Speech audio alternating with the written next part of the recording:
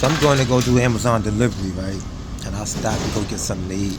See this motherfucking, I got a fucking, they on some bullshit with these motherfucking bags. Thank you so much. Yo, sit right here, man. I'll ask you something, man, real quick. So, you say you're 21. Yeah, I'm 21. And the question I ask you is, why are you homeless? Like, why are you in this situation, right? Yeah. And your answer is what? Because I'm trying, I want to play dumb. I'm trying to understand you right now. Okay, so originally I was living just with my mom, and my stepdad and her got split up, so it kind of broke up the house a little bit. All right. When they split up, so it was just a lot of constant arguing with the us kids and with the adults, and he left her, so I more so feel like she took it out on us, like Understand? the relationship. So my older sister, she got kicked out, but she has a boyfriend, so they're a little stable. They got a. How old is she? She's 24 years old. Okay.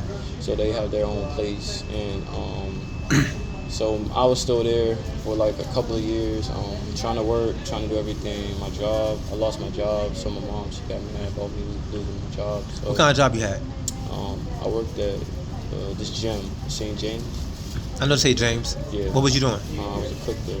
You was a cook. Yeah. How did you lose your job? I'm asking. Shit. It's me and you. It was my fault. Okay, let's go. It was my Let's fault. keep it a G. Yeah. How did you lose your job? I just lack of working. Barely showing up to work, or I show up to work late, or yeah. That's because you didn't really want to work there. Exactly. Yeah. But even after that, I try to go get a job at Domino's, try to at least be a little stable, but that kind of didn't work out either. So. You have a driver's license? No, I'm trying to work on getting one. Okay. So how now? So now, how are you not in the house now? Right now, oh, we had a big fight, me and my mom, and I really haven't spoke to her since then. And how long you been out the house? Like maybe a month or two. My question is, did she say get out? Yeah. Basically, she said get out. She get out. But leading up to that, yeah, basically been having a lot of fights, yeah, going back and forth. Yeah. From what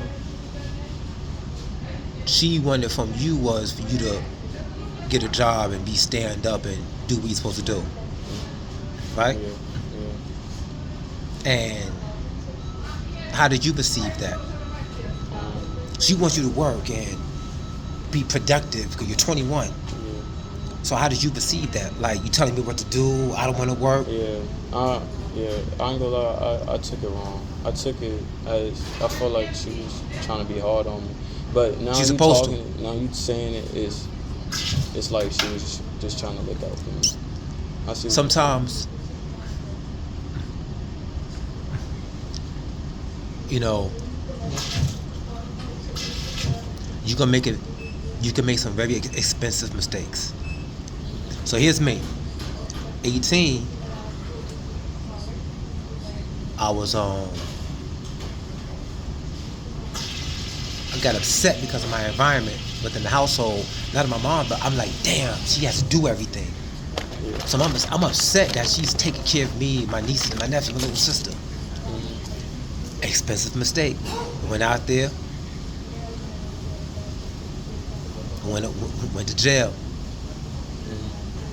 You know what I'm saying? Because I know I didn't have anybody around me that hold me down and guide me, yo, move like this and move like that. I know I didn't. We didn't have arguments. I would never disrespect my mother. To me, arguing with my mother is a disrespect. Me just saying, no, I don't do that. No, whatever. Never give a damn how old I got. That's my mother. And grew up kind of harsh with her, but never. So now you have to learn how to orchestrate your emotions appropriately. Because I walk in, I could have easily just walked in, ordered my food and left. Yeah. I don't know what made me stop and see if you're hungry or whatever. Allah knows best. I don't know, man. It is what it is. One of the most terrible things about black people is that we really don't hold each other down. We really don't. Unless there's a commonality there. There's an affinity there. Like you hustling, I'm hustling. We outside smoking weed, you outside smoking weed. We together, whatever. And a lot of older people. But a lot of times it's because a lot of older individuals don't understand why we don't get respected, and then the younger ones are like, you ain't gonna tell me what to do. That's old. That's old shit. But it's all the same game of you wasn't ready to leave the house yet, and now you're in a situation that you don't know where your next meal will come from day to day. You don't know how the fuck you gonna function. You really don't.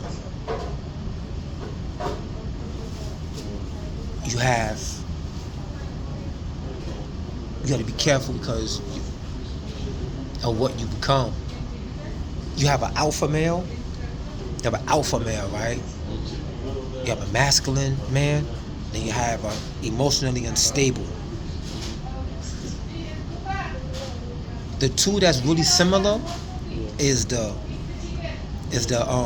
alpha and the emotionally unstable. Cause the alpha is like, I can go in the room, I can step in the room, niggas know who I am.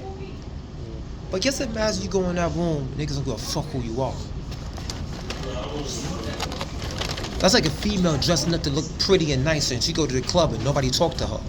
It's gonna bother her. So she becomes emotionally unstable. So he becomes emotionally unstable. He can flip flop. The masculine dude is like, okay, I'm gonna get a job because I need a job. I have to do what I have to do. I don't care who acknowledges me and things like that. He's really balanced. And you from at this point in your life, beloved, you're gonna have to figure out which one is it gonna be. Am I going to take the job that people gonna look at me like, oh yeah, he got a job, or I'm gonna take a job and like, fuck it, I gotta do something. Now in the position you in right now, you don't have no ID. You're not at school. You're no more dependent. You are literally on your fucking own right now. And I'm pretty sure a lot of people that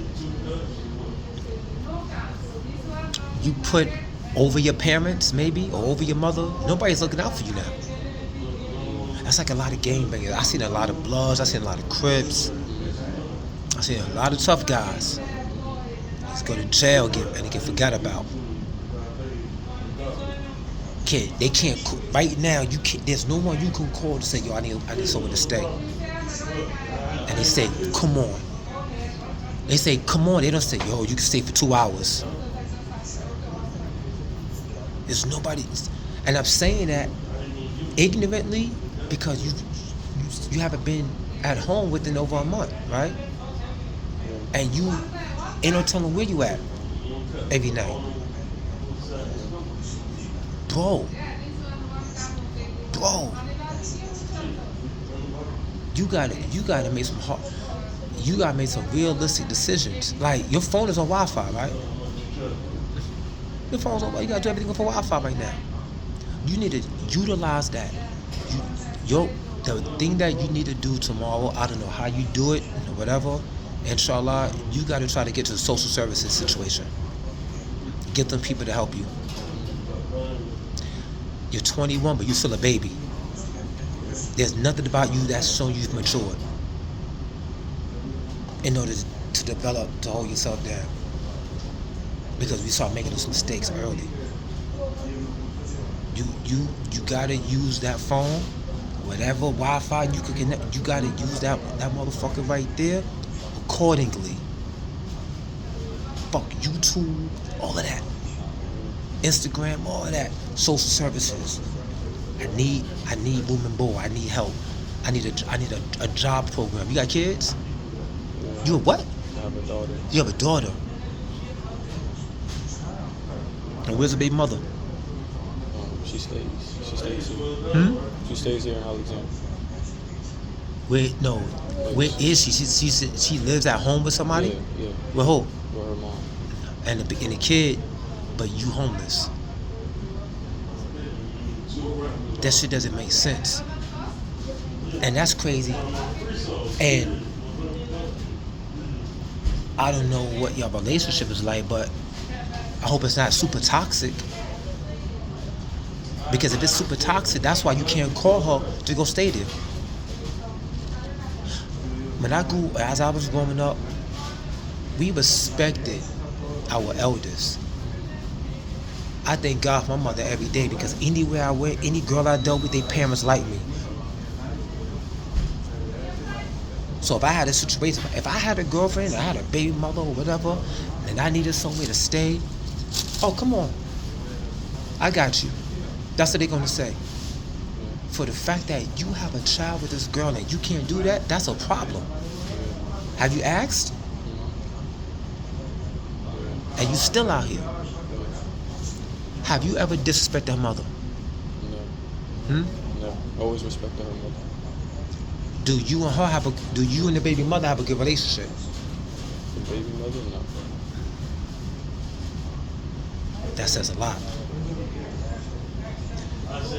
What Allah does is He puts you in a situation to humble you. He's gonna give you a lot of good to see what you do with it. He's gonna give you a lot of bad to see what you do. Like I said, what you gotta do is, I would say that if there's a chat bot, email you can get to on that, you need to contact somebody and say, yo, just go into the social services building and say, listen, I'm fucked up. I need help. You gotta get on your feet. If you don't do it for yourself, you got nieces. You got a daughter, do it for her. If you don't do it for yourself, do it for her. You don't have no time to cry about your situation.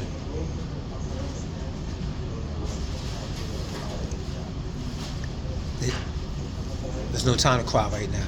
It's man up. Like I said, I don't know why I stopped and talked to you and shit. But trust me, I've seen this play out before, and it's not good. I've seen this play out before. It's not good. There's only 2 places you're gonna go if you're not strong enough: a long time in jail, or you going to the grave.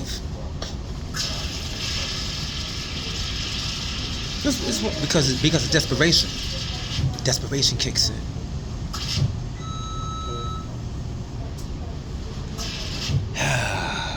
Wow. I hate to see shit like this. But you go. May Allah bless you, man. For you to be okay. But you definitely gotta you gotta hill to climb. If possible, you may have to humble yourself. You know what I'm talking about? Ask your moms, can you go back home? If possible, you may have to humble yourself. Ask your mom, yo, listen, Mom. I don't want to be out there. Mom, let me get on my feet. Just help me get on my feet. Help me get on my feet. That's what I need you to do. I'm saying, I can leave throughout the day. I come home, I stay here at nighttime, whatever. But you have to show that you're willing to listen and be a part of the positive. I understand you're 21. Ain't nobody gonna tell me what to do. Ain't gonna talk at me. Allah knows best. But there's a lot of gangsters that's in prison right now that said the same thing. And they're still saying the same thing. And they're still in jail. But they ain't gonna tell me what to do. Lock in. Lock your ass in that cell. You wanna get tough? Okay. You in jump pop right now, but now we're gonna put you in the SHU. I did 12 and a half to 25. I did 14 and a half years off of 12 and a half to 25. I was 18 years old. I came home at 33. I went to jail January 3rd, 1996. I came home June 28th, 2010. I was lucky. If I would have blown trial, I was supposed to have consecutive bids. The first one was 12 and a half to 25. Finish that, go outside. Hey, Mr. Gatlin, put your hands behind your back. Then I would start the second one, 25 to 30. All because I didn't know how to function. That's where that shit came from. I wasn't arrogant or that. I used to walk from 14th Street in Manhattan up to 86th Street putting in job applications. I tried. I got tired. So I put myself in this situation because of desperation. I was desperate to get from under my mom's thumb, and because I felt like I was a burden. Never disrespected my mother. Always knew I had to be there to take care of her and help out. Went to California, played ball. Like, I was nice.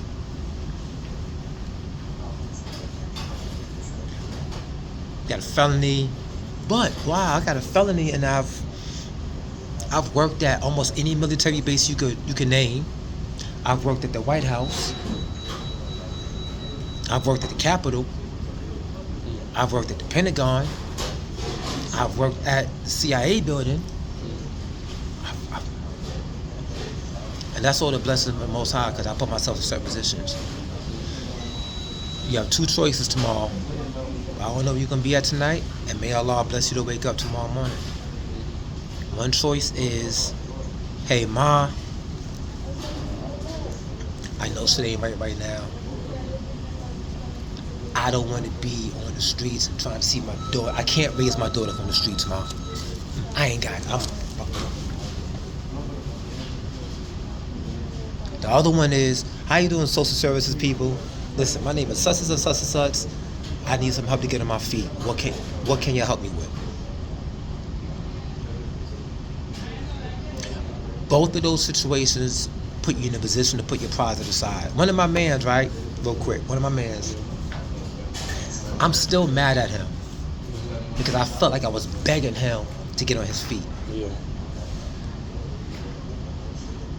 I used to rob drug dealers. I got a rush out of robbing them.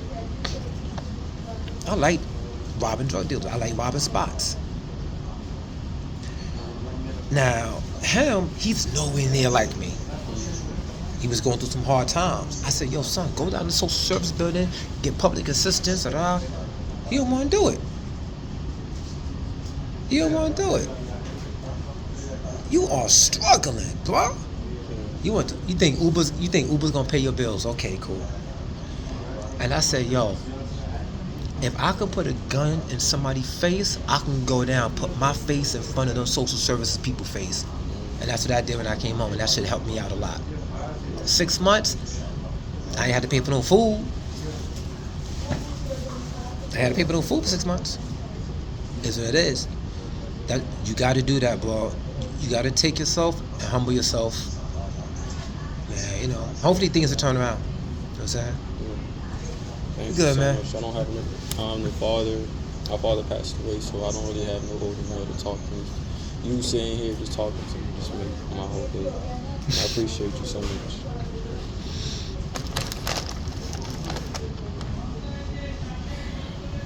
Thank you so much. You're welcome, man.